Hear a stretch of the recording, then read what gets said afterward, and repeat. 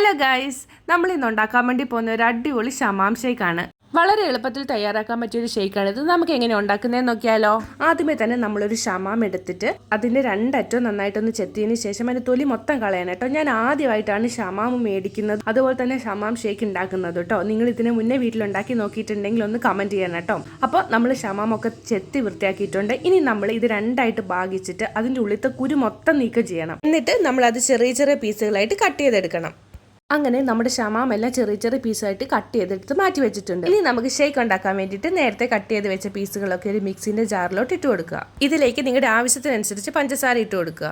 ഞാനിവിടെ ഒരു 4 സ്പൂൺ പഞ്ചസാര ഫ്ലേവറിന് വേണ്ടിയിട്ട് ഒരു 2 ഏലക്കയും കൂടെ ആഡ് ചെയ്യുന്നുണ്ട്.